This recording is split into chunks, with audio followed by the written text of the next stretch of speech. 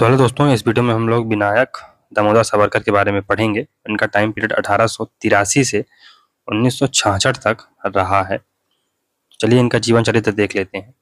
विनायक दामोदर सावरकर का जन्म महाराष्ट्र के नासिक जिले के भगूर गांव के चित्पावन ब्राह्मण वंश में 28 मई 1883 को हुआ था। सावरकर के मन एवं व्यक्तित्व पर 1892 में मां का देहांतवास, 1893 से 95 की हिंदू मुस्लिम दंगे, 1897 का पूना प्लेग, 12 जून 1897 का शिवाजी का अभिषेकोत्सव व रैंड की हत्या के आरोप में तिलक को मिली सजा एवं मैजनी व शिवाजी की जीवनी से प्रभावित हुए वो।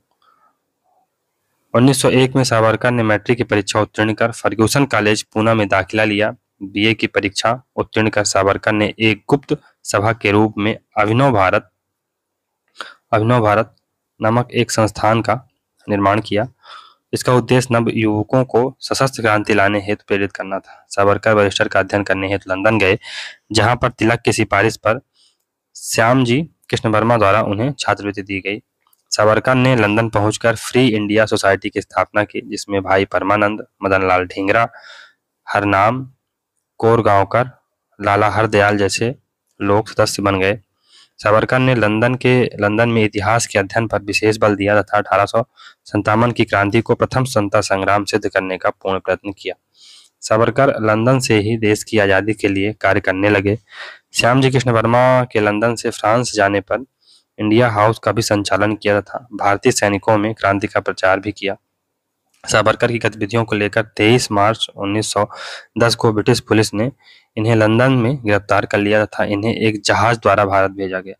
1 जुलाई 1910 को जहाज मार्सेल्स बंदरगाह पहुंचा तो सावरकर ने समुद्र में छलांग लगा दी और भाग निकले, किंतु फ्रांस की पुलिस ने उन्हें गिरफ्तार कर इंग्लैंड की पुलिस को सौंप दिया। सावरकर को भारत में लाकर अभियोग चलाया गया। इसमें न्यायाधीश ब्रेसिल स्कॉट ने 2 अजन्म अर्थात 50 वर्ष तक काले पानी में रहने की सजा सुनाई। सावरकर को अंडमान एवं रत्नागिरी के जेलों में कई वर्षों तक रखा गया। 10 मई 1937 को उन्हें कारागार से मुक्त कर दिया गया। सावरकर ने कारागार से मुक्त होने के बाद देश के कई हिस्सों का भ्रमण किया तथा हिंदू महासभा की सदस्यता को अंगीकार कर लिया। वायसराय लिनलिथगो ने 9 अक्टूबर 1939 को सावरकर से भेंट की और उनकी यह टिप्पणी उल्लेखनीय है। दीर्घ समय तक कारावास में रहने पर भी सावरकर का तेज कम नहीं हुआ और न उनके विचारों में कोई परिवर्तन आया। युद्ध के प्रश्न पर भारतीय हित को दृष्टि में रखने वाला केवल एक ही नेता है, वह है सावरकर। बीडी सावरकर अपने प्रेरणा स्रोत तिलक, जो कि उनके गुरु थे, आध्यात्मिक गुरु थे, पॉलिटिकल गुरु थे, और शिवाजी महाराज और गुरु परमहंस को मानते थे। उन्होंने सेलुलर जेल अंडमान और निकोबार में काला पानी उपन्यास व मेरा जीवन कारावास आत्मकथा का लेखन किया तथा सर्वप्रथम स्वर्ण दलित विद्यालयों की स्थापना करवाई तथा सहभोज का आयोजन करवाया। सावरकर ने गणेश उत्सव में अछूतों को शामिल कर इसे संपूर्ण जाति का उत्सव बना दिया। वे पहले राजनीतिक कैदी थे जिनका मामला हेग स्थित अंतर्राष्ट्रीय न्यायालय में चला। 10 मई 1907 को इंडिया हाउस लंदन में 1857 की शताब्दी मनाई गई। बीडी सावरकर, जिन्हें वीर सावरकर या जनता वीर सावरकर वीरतापूर्ण कार्यों की वजह से भी कहा जाता है, एक उग्र राष्ट्रवादी, देशभक्त, क्रांतिकारी व हिंदू पुनरुत्थानवादी थे। सावरकर को हिंदू रिवाइवलिज्म यानी हिंदू पुनरुत्थानवाद की विचारधारा का महापुजारी, हाई प्रीस्ट कहा जाता है। उनकी शिक्षा फर्गुसन कॉलेज पूना से हुई, पर 1905 में बंग भंग आंदोलन के दौरान विदेशी वस्तुओं की होली जलाने के कारण उन्हें कॉलेज से निष्कासित कर दिया गया। बाद में लोकमान्य तिलक की सिफारिश पर प्रसिद्ध क्रांतिकारी श्यामजी कृष्ण वर्मा ने सावरकर को छात्रवृत्ति दी। इंडियन हाउस लंदन, ब्रिटेन में जगह दी।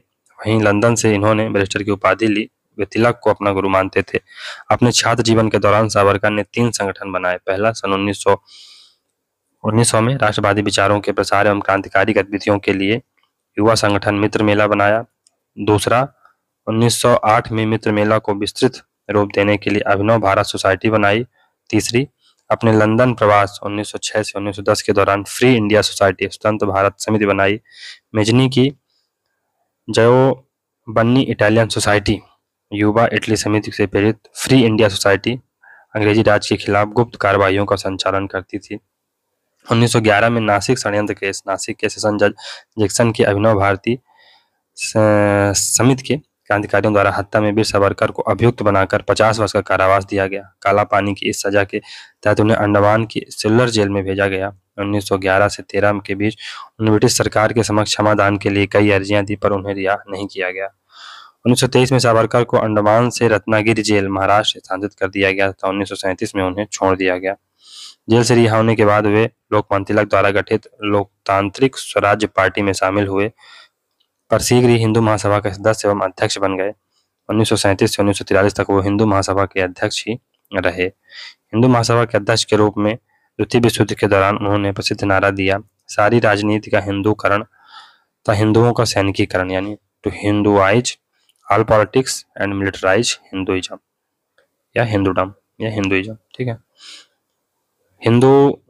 युद्ध कला के लिए सावरकर ने हिंदुओं से द्वितीय विश्व युद्ध के दौरान अंग्रेजी फौज में शामिल होने का आह्वान किया था। कांग्रेस व गांधी के भारत छोड़ो आंदोलन 1942 का विरोध किया। नाथूराम गोडसे द्वारा गांधी की हत्या 1948 के बाद संदेह के आधार पर सावरकर को भी बंदी बनाया गया, पर सबूतों के अभाव में उन्हें छोड़ दिया गया। 1956 में सुएज संकट में उन्हें मिस्र व अरब की बजाय इजराइल व पश्चिमी राष्ट्रों का समर्थन कर कांग्रेस की आलोचना की। 1962 में चीनी आक्रमण के समय उन्होंने भारी हृदय के साथ कहा कि वर्तमान शासनाधिकारी अहिंसा, पंचशील व विश्व शांति के भ्रम में फंसे हुए। वीर सावरकर की रचनाएं, तो उनकी जो पहली रचना थी the Indian war of independence 1857 1909 में आती है। इस पुस्तक में सावरकर ने 1857 के विद्रोह को सामंतों या सिपाहियों का विद्रोह नहीं बल्कि भारत का प्रथम स्वतंत्रता संग्राम कहा, इतिहास की एक नई व्याख्या की। इस पुस्तक में उन्होंने राष्ट्र मुक्ति के लिए क्रांति व हिंसा के समर्थन में लिखा। अतः ब्रूट्स की तलवार पवित्र है, अतः शिवाजी के भगना खां के प्रसिद्ध युक्ति है, अतः चार्ल्स प्रथम का सिर कलम करना उचित कार्य है, अतः विलियम टेल का तीर दैवी है। तो ये सब एक प्रकार से बातें थी जो वीर सावरकर कर रहे थे या उन्होंने लिखा है अपनी पुस्तक में। हिंदुत्व हुई जो हिंदू 1923 में आती है, रत्नागिरी जेल में रहते हुए लिखा। इसमें क्षेत्रीय राष्ट्रवाद के बजाय सांस्कृतिक राष्ट्रवाद का समर्थन किया। हिंदू पद पादशाही 1925 में आती है। यह पुस्तक शिवाजी की महानता, मराठा शक्ति के उदय तथा हिंदू राष्ट्रवाद को ध्यान में रखकर मराठा राज्य व्यवस्था के दौरान स्थापित स्वधर्म व स्वराज के आदर्शों का गुणगान करती है। इसमें इतिहास की राष्ट्रवादी व्याख्या की गई। हिस्ट्री ऑफ सिक्स, सिखों का इतिहास, the story of my transportation for life 1950, इसमें अंडमान के सुल्लर जेल में व्यतीत दिनों का वर्णन किया है। An echo from the Andaman, inside the enemy camp, Savarkar की जीवनी है। भारतीय इतिहास के 6 स्वर्णिम पृष्ठ, 6 glorious epoch of Indian history. इस पुस्तक में 6 भारतीय राज्यों मौर्य, पुष्यमित्र, विक्रमादित्य, मालवा का यशोधर्मा, मराठा एवं स्वतंत्रता के बाद के भारत का वर्णन है।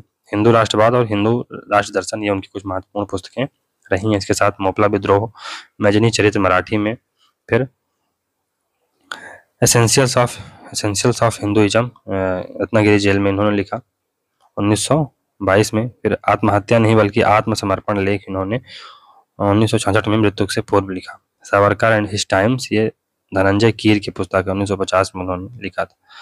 अब हिंदुत्व व हिंदुइज्म, तो हिंदू पुनरुत्थानवादियों द्वारा 2 विशिष्ट धाराओं की बौद्धिक खोज की गई। एक है हिंदूवाद या हिंदुइज्म तथा दूसरा है हिंदुत्व। हिंदूवाद गांधी व सर्वपल्ली राधाकृष्णन, विशेषकर राधाकृष्णन के व्यवहार व लेखन में परिलक्षित होता है, जबकि हिंदुत्व की अवधारणा वीर सावरकर की मौलिक प्रस्तुति है, जिसे वर्तमान में राष्ट्रीय स्वयंसेवक संघ ने अपना रखा है। सावरकर ने हिंदुत्व व हिंदुइज्म जो भेद किया है वह राजनीतिक सिद्धांत की दृष्टि से अत्यंत महत्वपूर्ण है। हिंदूवाद का संबंध मुख्यतः धर्म तथा धर्म विद्या से है, जबकि हिंदुत्व एक ज्यादा विस्तृत राजनीतिक धारणा है। इसके अंतर्गत सामाजिक, आर्थिक, राजनीतिक, सांस्कृतिक आदि सभी पहलू आ जाते हैं। इस प्रकार हिंदूवाद हिंदुत्व का एक तत्व है। हिंदूवाद राजनीतिक उद्देश्य से वंचित एक संकुचित दृष्टिकोण है, जिसमें हिंदुओं के व्यक्तिगत, नैतिक व धार्मिक व्यवहार आते हैं। हिंदुत्व की विचारधारा व्यक्ति के धार्मिक व व्यक्तिगत जीवन की सीमा से परे जाकर देश में हिंदू राष्ट्र की स्थापना के द्वारा हिंदुओं के लिए एक नई दुनिया की पुनर्रचना करना चाहता है।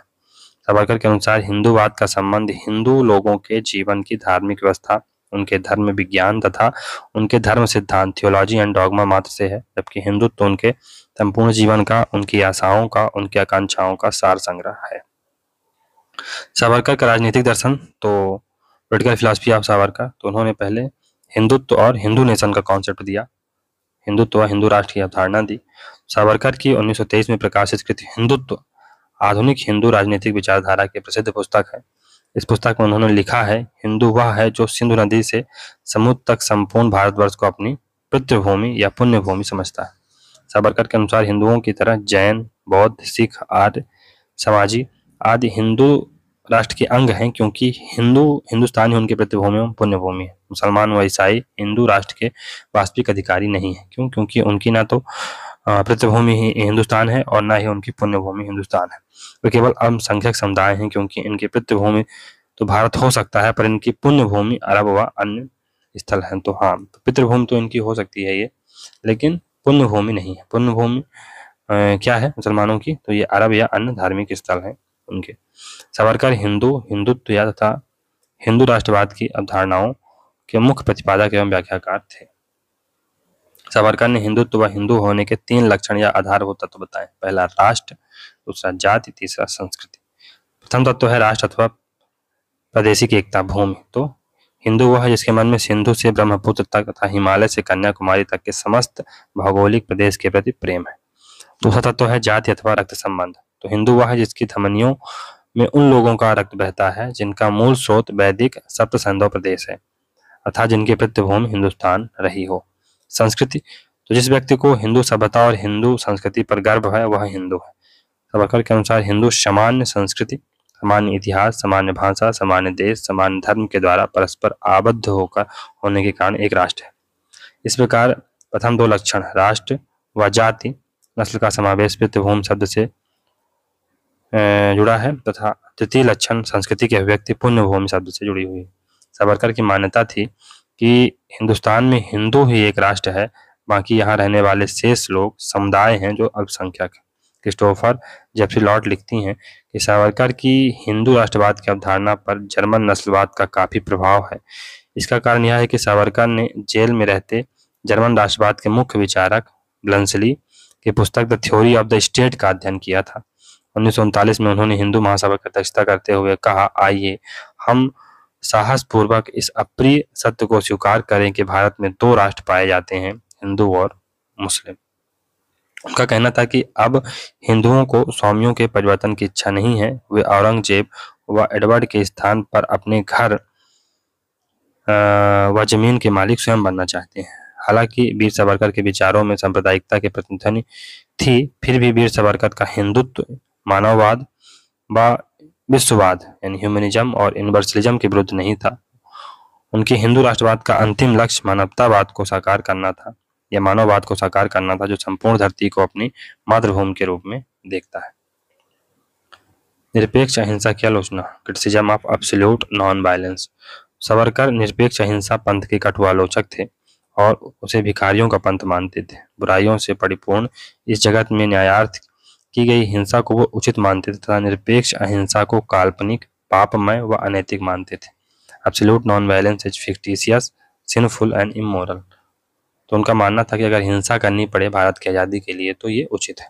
जो गांधी जी अहिंसा की बात कर रहे थे, उनका ये एक प्रकार से खंडन करते हैं, उनका विरोध करते हैं। निरपेक्ष अहिंसा की आलोचना में वो लिखते हैं कि हम निरपेक्ष अहिंसा, कुल मिला के इनके जो विचार हैं हिंसा को लेके, जो हमने एक विचारक पढ़ा था, अफ्रीकन विचारक हैं फ्रेंच फेनन, उनसे मिलते जुलते हैं कुछ कुछ।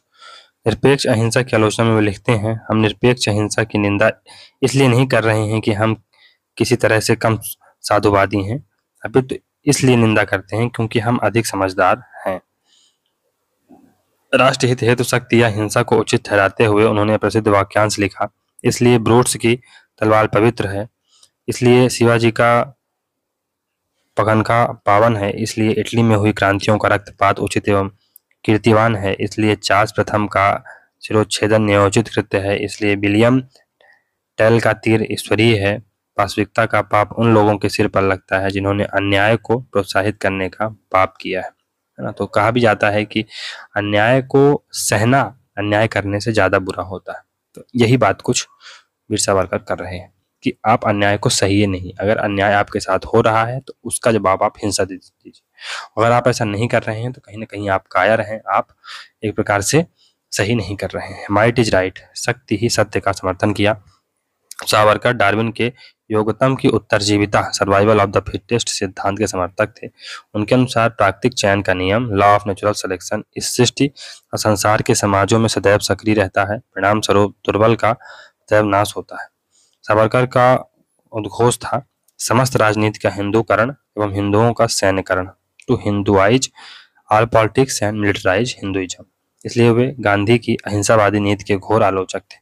अन्यायपूर्ण व क्रूर ब्रिटिश शासन के खिलाफ क्रांति व हिंसा नीति का समर्थन करते हुए उन्होंने लिखा, जब तक दैवी युग नहीं आ जाता तब तक उच्च पवित्र आदर्श केवल संत कवियों की कविताओं तथा ईश्वरीय अनुप्रेरित व्यक्तियों के उपदेशों तक सीमित रहेगा। जब तक मानव मस्तिष्क पापपूर्ण आक्रामक प्रवृत्तियों से दूर नहीं हो जाता तब तक विद्रोह, रक्तपात व प्रतिशोध विशुद्ध रूप से पापमय नहीं है।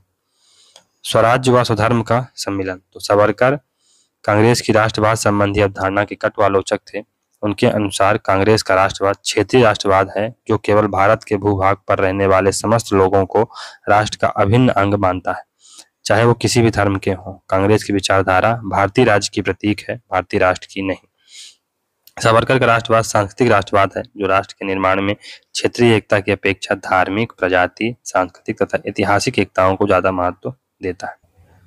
तो वे कांग्रेस के स्वराज की मांग को भ्रामक मानते हुए कहते हैं कि स्वराज को केवल हिंदुत्व के संदर्भ में नहीं समझा जा सकता है।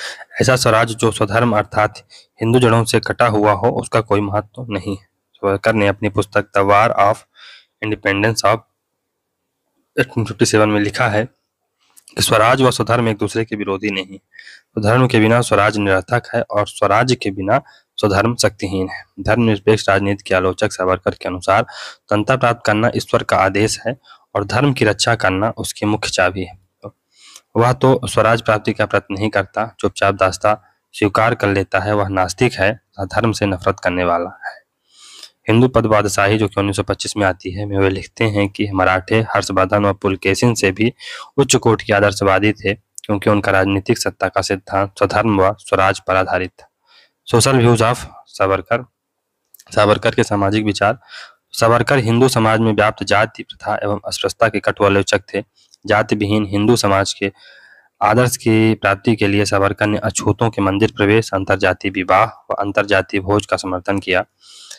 सावरकर अपनी तर्कवादी एवं वैज्ञानिक प्रकृति के कारण वेदों व अन्य हिंदू ग्रंथों की अंतिम सत्ता को स्वीकार नहीं करते थे। वे गतिशील एवं वैज्ञानिक समाज व्यवस्था के समर्थक थे, अतः उन्हें चतुर्वर्णी व्यवस्था को भी नकार दिया था। हिंदू महासभा तो एक संगठन या दबाव समूह के रूप में हिंदू महासभा की स्थापना मदन मोहन मालवीय, लाला लाजपत राय, स्वामी श्रद्धानंद आदि के द्वारा 1915 में की गई। शुरुआत में इसका नाम सर्वदेशीय हिंदू सभा था। 1921 में बदलकर इसका नाम अखिल भारतीय हिंदू सभा कर दिया गया। 1933 में हिंदू महासभा दबाव समूह राजनीतिक दल में बदल गया। यह एक दक्षिणपंथी दल था।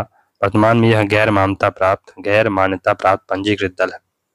हिंदू महासभा को 1906 में बनी मुस्लिम लीग व अंग्रेजों की मुस्लिम तुष्टीकरण की नीति का विरोध करने तथा हिंदू हितों की वृद्धि के लिए बनाया गया था। 1937 से 1943 तक सावरकर हिंदू महासभा के अध्यक्ष थे। सावरकर के जीवनी लेखक धनंजय कीर अपनी पुस्तक सावरकर एंड हिज टाइम्स में लिखते हैं कि सावरकर ने हिंदू महासभा को हिंदू घोषणा पत्र अथवा सावरकरवाद प्रदान किया। उन्होंने हिंदू महासभा में नवीन प्राण फूंका था तथा उसे एक मंच, नारा, बाइबल एवं झंडा, platform, slogan, Bible and banner प्रदान किया। कुल मिलाकर उन्होंने हिंदू महासभा को रिवाइव किया।